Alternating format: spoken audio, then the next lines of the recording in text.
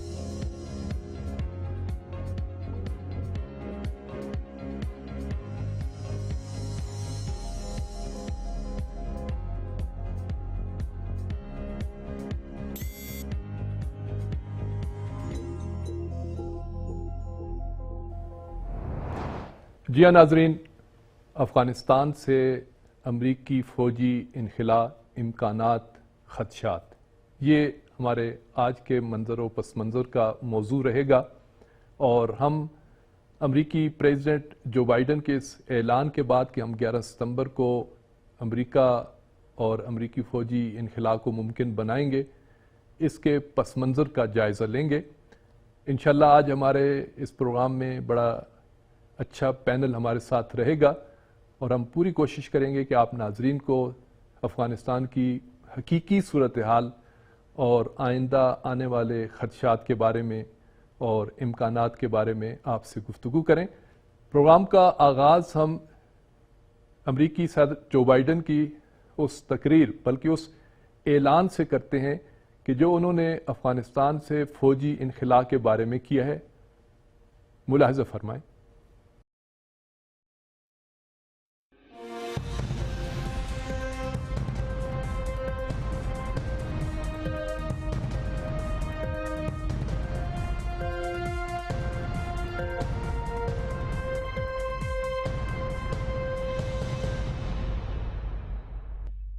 There are many who will loudly insist that diplomacy cannot succeed without a robust U.S. military presence to stand as leverage. We gave that argument a decade. It's never proved effective. Not when we had 98,000 troops in Afghanistan, and not when we were down to a few thousand. So when will it be the right moment to leave? 1 more year? 2 more years? 10 more years?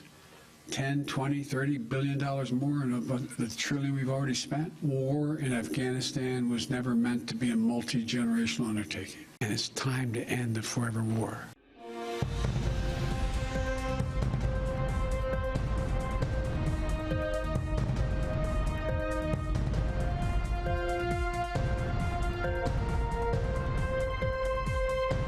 ناظرین، آپ نے ملاحظہ فرمایا Joe Biden یہ کہہ رہے تھے کہ مزید اربوں ڈالر خرچ نہیں کر سکتے، مزید افراد نہیں مروا سکتے، اب اس نہ ختم ہونے والی جنگ کو ختم ہونا چاہیے۔ آئیے دیکھتے ہیں اس پہ افغان امور کے ماہر احمد رشید اس اعلان پہ، اس گفتگو پہ کیا تبصرہ کر رہے ہیں۔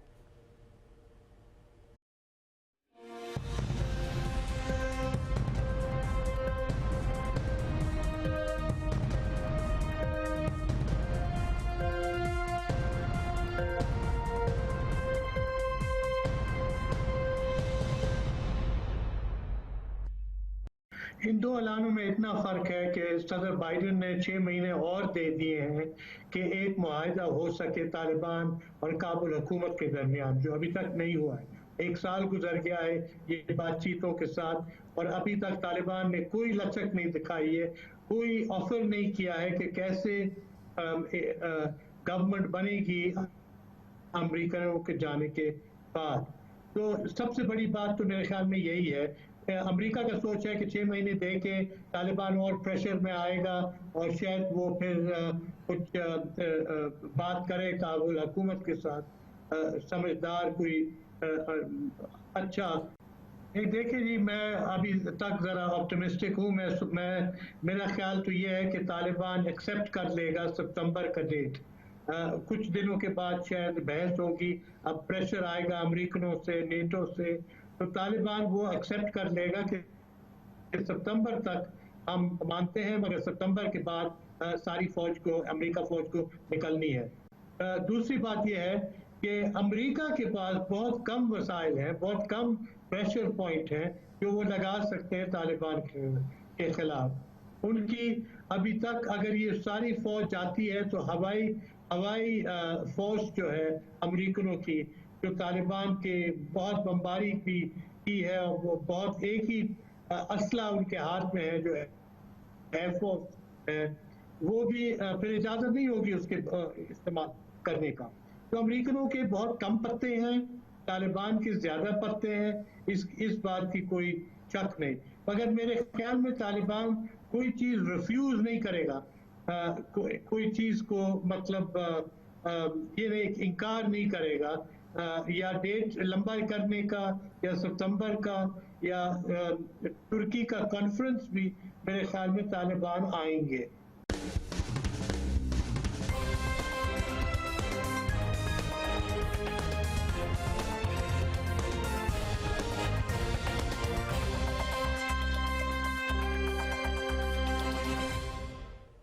जी नाज़रीन, आपने जो बाइडन का ऐलान भी सुना, उस ऐलान पे अफगान अमूर के माहिर अहमद रशीद की गुफ्तगू भी सुनी, और इस वक्त हमारे साथ स्काइप पे मौजूद हैं जनरल रिटायर्ड मोइनुद्दीन हैदर साहब, जो यकीनन अफगान मसाइल, इलाकाई मसाइल पे गहरी नज़र रखते हैं। पाकिस्तान में बड़े बड़े ओहदों पे रहे हैं, वज़ीर दाखिला रहे हैं, गवर्नर सिंध रहे हैं, और एक फ़ौजी हैसियत से, एक फ़ौजी मुबस्सिर के उन्वान से अफ़गानिस्तान पे भी उनकी गहरी नज़र है। जनरल साहब सलाम अलैकुम। जी वालेकुम अस्सलाम। जी जनरल साहब, बहुत शुक्रिया, आपने वक्त निकाला। जो बाइडन ने ऐलान किया है कि वो 11 सितंबर तक फोर्सेस को निकाल रहे हैं अफ़गानिस्तान से, हम उनको क्या इस ऐलान को क्या नाम दें? अमरीकी शिकस्त, नया हथकंडा, नया प्लान? क्योंकि जिस अंदाज से वो अपनी गुफ्तगू में कह रहे थे कि मजीद हम अरबों डॉलर खर्च नहीं कर सकते, तो आप एक फौजी मुबस्सिर, एक आला फौजी ओहदेदार के उन्वान से क्या तबसरा फरमाएंगे? ये बात तो जाहिर है कि 20 साल तक जो वहाँ बहुत बड़ी अफवाज इकट्ठी हुई थी, जिसमें नेटो के फोर्सेस भी थी, अमेरिकन फोर्सेस भी थी, बहुत सारे मुल्कों की फौजें वहाँ थीं, बहुत बड़ी फायर पावर एयर फोर्सेस वहाँ थी। तो इन 20 सालों के अंदर वो जो चाहते थे कि वहाँ टोटल अमन कायम हो जाए, तालिबान का जोर टूट जाए और वहाँ पे जमहूरियत जो है और इलेक्शन और इस टाइप की चीज़ें जोर पकड़ जाएं, तो कुछ हद तक तो कामयाबी हुई कि जो दो सदूर आए, दो उनके अफगानिस्तान में, और कुछ ख़वातीन के लिए कुछ सहूलतें पैदा हुई, उनकी सिलसिले में सहूलतें पैदा हुई, कुछ एजुकेशन सेहत पर जोर हुआ। लेकिन वहाँ पर जिसको कहना चाहिए टोटल अमन कभी कायम न हो सका, और इनको पाकिस्तानी बड़े से समझा रहा है कि अफगानिस्तान के मसले का हल फौजी नहीं, यह सियासी है, आपको पॉलिटिकल डिसीजन लेना पड़ेगा। तो ट्रंप साहब ने भी इस नतीजे पर पहुंचकर मई में इनखला का अपना अनाउंस किया था, अब उसको 11 सितंबर कर दिया गया है। लेकिन देखिए, ये जो पहले मई की डेट थी, उसके अंदर भी कुछ पेशरफ्त हुई, लेकिन तालिबान ने अपने हमले तो बंद नहीं किए। جس طرح امن آنا چاہیے ہونے جا رہا ہے اور فورسز نکل جائیں گی، اس کے بعد بھی امن تو نہ آیا. اس پہ سب سے اہم چیز جو ہے وہ پاور شیئرنگ ہے. جب یہاں سے فورسز نکل جائیں گی وہاں پر کیا شیپ حکومت کی ہوگی اور پولیٹیکل پاور کس طرح شیئر ہوگی بٹوین ویریس فیکشنز، جس میں طالبان بھی ہیں، جس میں ناردرن الائنس والے بھی ہیں، جس میں پشتو اسپیکنگ بھی ہیں اور دوسری زبانوں کے بولنے والے بھی ہیں. تو انٹر افغان ڈائلاگ جو تھا آپس میں وہ بہت ضروری تھا تاکہ اگلی آنے والی حکومت کی کوئی شیپ نکلے. لیکن وہ طالبان اس پر راضی نہیں ہوئے.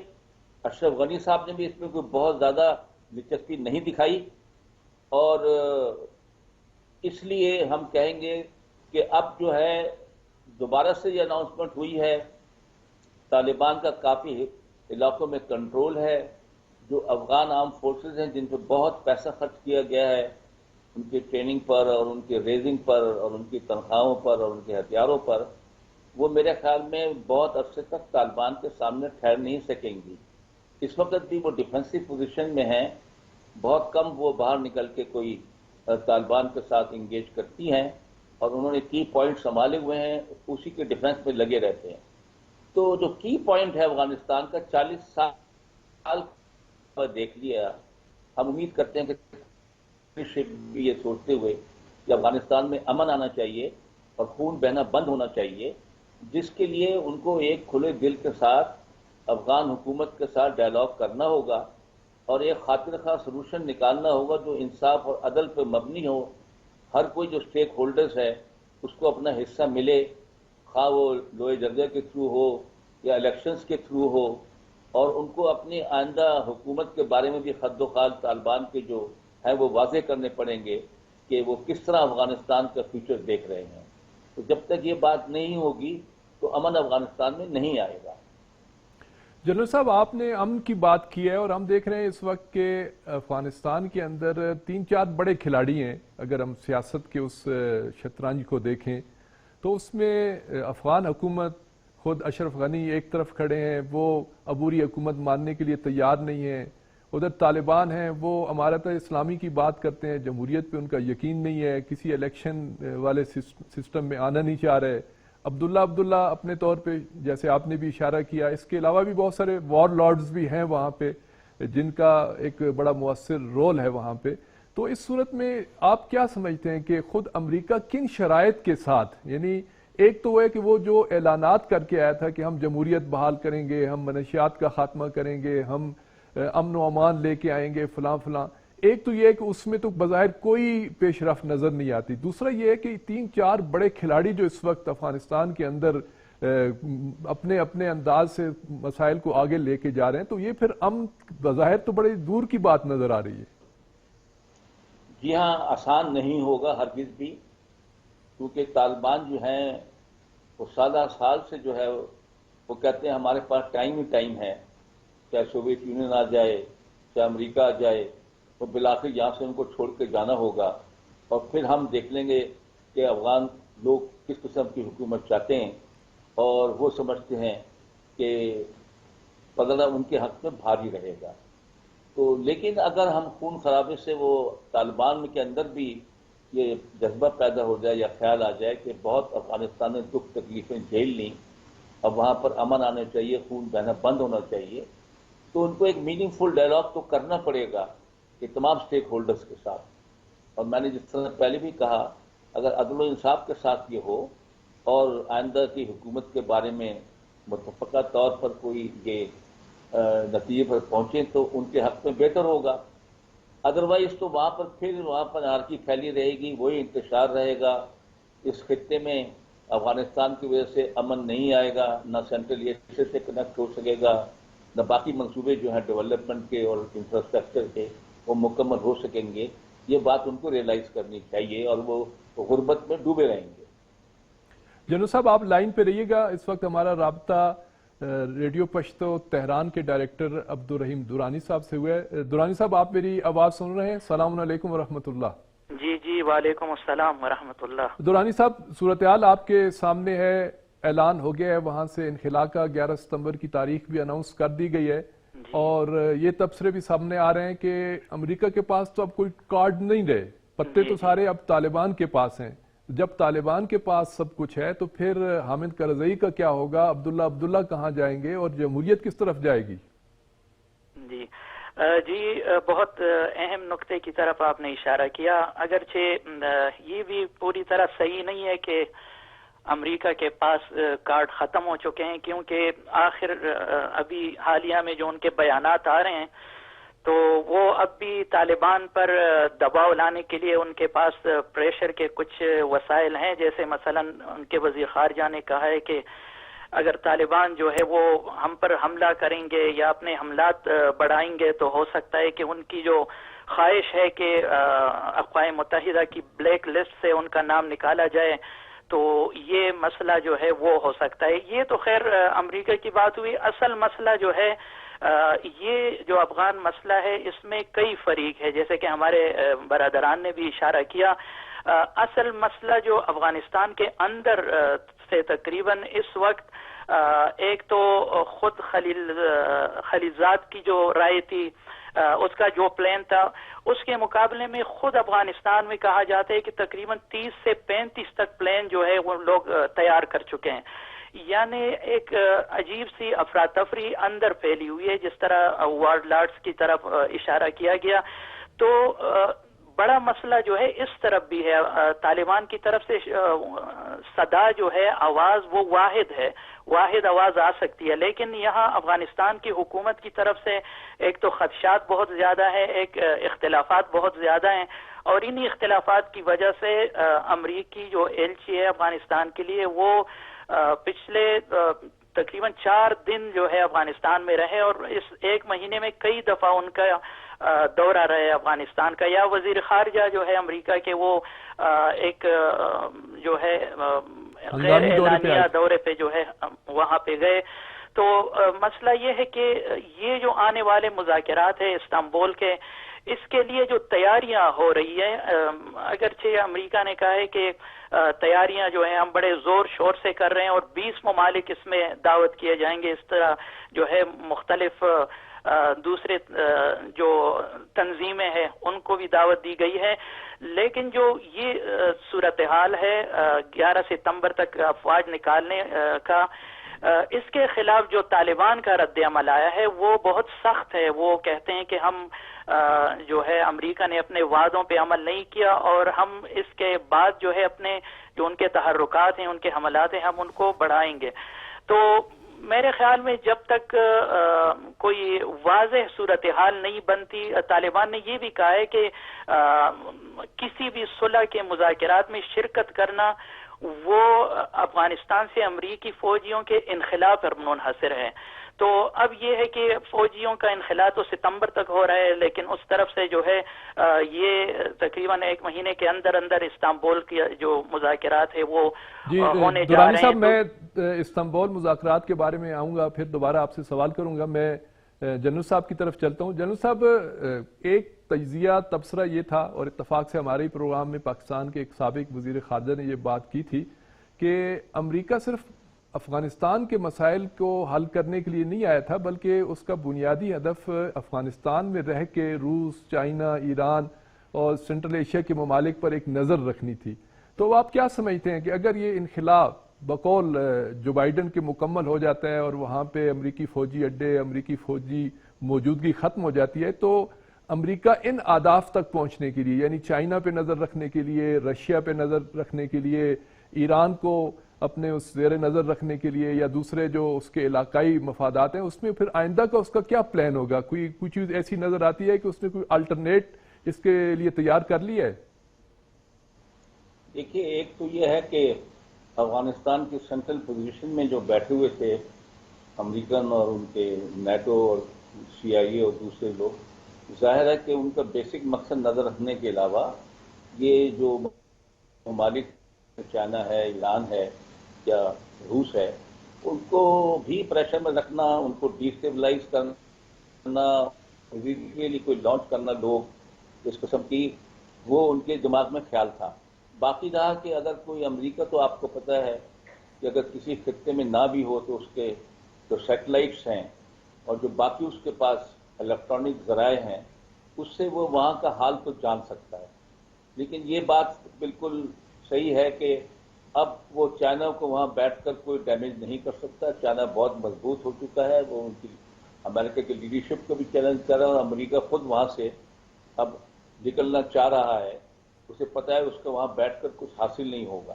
لیکن ہمیں یہ بات نہیں بھولنی چاہیے کہ جب طالبان کی حکومت آئی تھی, اب بادل خاصہ اس کو کچھ ملکوں نے تسلیم بھی کیا تھا, امریکہ اور نیٹو اور ویسٹ نے تو نہیں کیا تھا, لیکن وہاں پر امن آ گیا تھا, کافی حد تک امن آ گیا تھا. اور لیکن میرے خیال سے ایک فنڈامنٹلسٹ اسلامک حکومت جو ہے وہ اس کو گوارا نہیں کرتا ویسٹ آسانی کے ساتھ. وہ سمجھتا ہے کہ یہ ایک ماڈل جو ہوگا اس سے باقی مسلمان ممالک بھی کوئی پکڑتے ہیں اور وہ اس طرف جا سکتے ہیں, تو اس سے اس کو پریشانی ہے. لیکن اس کے ہاتھ میں جس وقت طالبان کی حکومت تھی اس وقت بھی امریکہ میجر ڈونر نمبر 1 تھا امداد کرنے میں, دوائیوں کے تھرو یا ہیومٹیرین ایڈ کے تھرو, فاروق بھائی جاپان اینڈ ادرس.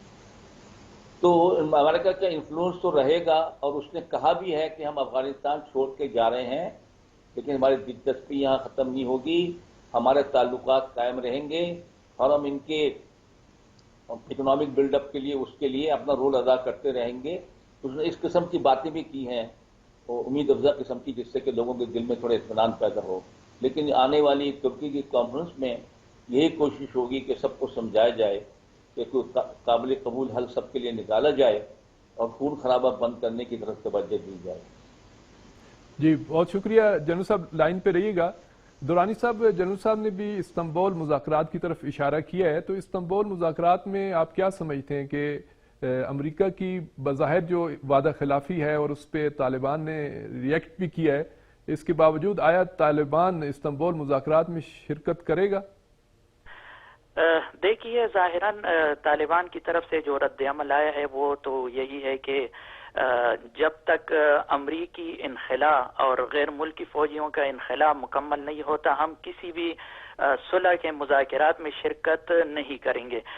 یہ بہرحال ابتدائی ان کا رد عمل ہے, لیکن جیسے ہمارے ایک بھائی نے پہلے بھی اس بات کی طرف اشارہ کیا کہ آخرکار جو ہے وہ طالبان راضی ہو جائیں گے, کیونکہ افغانستان بہت تلخ تجربات سے گزر چکا ہے. اس سے پہلے 9/11 کے بعد جو بن کانفرنس ہوا تھا اور اس میں جو حکومت بنی تھی وہ ٹھیک ہے کہ ایک حد تک کامیاب رہی, اور افغانستان میں حقوق نسواں اور جمہوریت اور بعض جو ان کے شعار تھے وہ تو متحقق ہو گئے, لیکن جو سب سے بڑا مسئلہ تھا امن و امان کا وہ پھر بھی جو ہے وہ تشنا رہا آخر تک, اور آج تک جو ہے وہ اس کے بعد لاکھوں افغانی اور بیرونی افواج جو ہے ہزاروں کے حساب سے وہ اس نامنی کی بھینٹ چڑھ گئے. تو کہنا میرا یہ ہے کہ طالبان پہ بہت زیادہ پریشر ہوگا, جس طرح اب تک امریکہ پہ پریشر تھا کہ ان کی وعدہ خلافی کی وجہ سے افغان مذاکرات کامیاب نہیں ہو رہے ہیں, اور یہ ایک حقیقت بھی تھی. اب جو ہے طالبان پہ یہ پریشر ہوگا بہرحال کہ وہ ان مذاکرات میں شرکت کرے, کیونکہ اس مذاکرات میں اقوام متحدہ بھی ہے اور علاقے کے جتنے با اثر اور بانفوذ ممالک ہیں وہ بھی اس میں شرکت کر رہے ہیں. تو میرے خیال میں طالبان کے لیے اور کوئی راستہ نہیں ہے, اور دوسری بات یہ کہ علاقائی طور پر بھی ان پہ پریشر ہوگا, افغانستان کے اندر عوام کی طرف سے بھی پریشر ہوگا, اور امریکہ کی طرف سے بھی طالبان پر یہ پریشر ہوگا کہ وہ جو ہے مذاکرات میں شرکت کرے. لیکن مقابلے میں طالبان کی کوشش یہ ہوگی کہ امریکہ سے بہت مضبوط قسم کی ضمانت لی جائے, امریکہ کے پچھلے جو وعدہ خلافیاں ہیں ان کو مد نظر رکھتے ہوئے, یا امریکی بعض مقامات کہتے ہیں کہ امریکہ اپنی فوجیں تو ظاہراً نکال دے گا, لیکن اصل مقصد امریکہ کا یہ ہے کہ افغانستان کے جنگ کو خصوصی اور پرائیویٹ کیا جائے, جس طرح انہوں نے عراق میں کیا یا بعض ممالک میں کیا, اور وہاں پہ جو ہے بلیک واٹر اور اس طرح کے دوسرے گروہ جو ہے وہ فعال رہے.